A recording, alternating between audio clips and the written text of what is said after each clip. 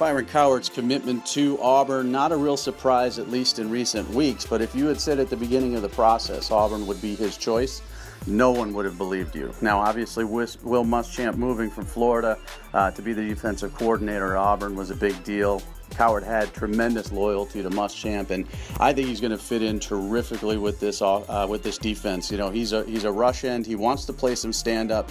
They're probably going to allow him to do that, telling him he could play the Dante Fowler role that Fowler played at Florida. But I think in the end, he'll have his hand in the dirt for most of the time.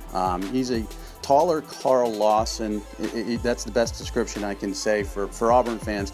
A very physical kid, longer than Lawson, extremely well-versed in using his hands, violent hands, sky's the limit when it comes to potential, and a guy who also is a technician. He works on his moves, his inside moves. He works on, misdirection, a lot of different things. He studies the tendencies of offensive linemen, and he's a guy who lost his #1 spot, came in determined at the Under Armour game to gain it back, did so when he's fired up, he can be an unstoppable force. Byron Cowart is the player Auburn needs right now.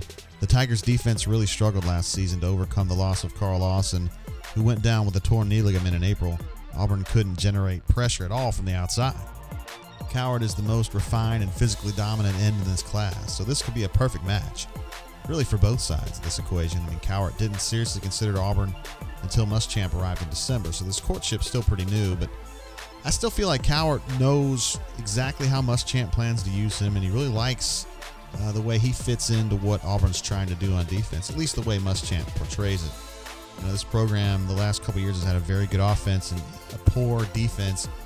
Cowart can team up with Carl Lawson, and together they give Auburn's defense exactly what they lacked last season, which is quickness and toughness up front. Barring injury, Byron Cowart will play right away on the Plains, and I expect him to remain in the rotation until he leaves for the NFL.